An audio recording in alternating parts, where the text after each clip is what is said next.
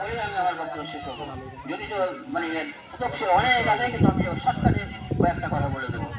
তো বাইরে আমার হিজাব, হিজাব মানে পর্দা, আবরণ, প্রাচীর, এটা থাকবে।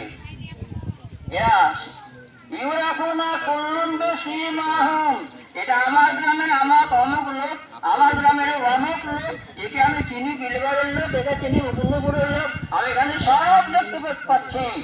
অথচ কথা আমাদেরকে বলে না। আমি যে বলছি পিপাসায় আমার অন্তর ফেটে যাচ্ছে। আর আফিজ বিনাল্লাহ, আর আফিজ বিনাল্লাহ, দয়া করে তোমরা যে পানীয় পান করছো একটু আমাদের দাও, একটু আমাদের দাও। আমরা তৃষ্ণার্ত, পিপাসার্ত। তোমাদের জন্য জান্নাতের খাবার পান করার সব হারাম করে দেওয়া হয়েছে, তোমরা পাবে না। বন্ধুরা আমার, তাহলে সেখানে কারা থাকবে? সর্বত বলছি, যারা মা বাপের কথা মতো চলে না। যুদ্ধের জন্য বলা হয়েছে, যুদ্ধে যদি শহীদ হয়ে যায়, এটি তো মৃত্যু হলেও না। এরা জীবিত, কবরে জীবিত, এরা খাবার পায়, দৈনন্দিন খাবার পায়, এরা মৃত্যু নাই। এত এদের ফ্যাসিলিটি আল্লাহ রাব্বুল আলামিন দিয়েছেন।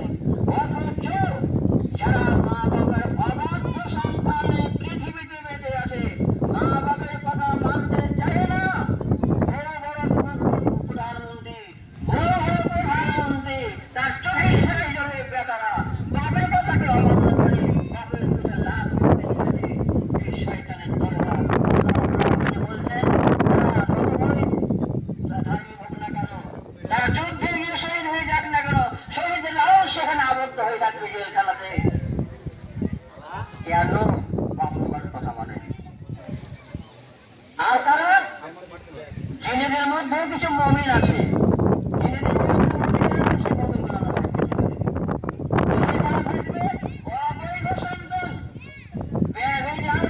সন্তানের জন্ম দেওয়া হয়েছে, এই ব্যবচারের পরে যে অবৈধ সন্তান হয়েছে, এই সন্তানগুলো আবদ্ধ থাকবে সেখানে আরামে।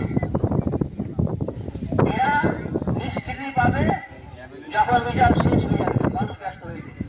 মানুষ নিষ্কৃতি পাবে যখন নেকিরি বলে নয়, এতদিন করে নেকিরি বলে নয়। আল্লাহ বলছেন আমার দয়াতে জান্নাতে যাও। আর তোমার ঘরে একটা সাদা স্ট্যাম্প লাগিয়ে দেওয়া হলো, চকচকে ঝকঝকে, এটা হলো মিষ্কিনের নিশানা। তুমি জান্নাতের মিষ্কিন, জান্নাতের মিষ্কিন। দুনিয়ার মিষ্কিন দেখেছো, জান্নাতের মিষ্কিন। এই মা বাবা অবমাননা করে এরা জান্নাতে বাস করবে, মিষ্কিন হারাবে।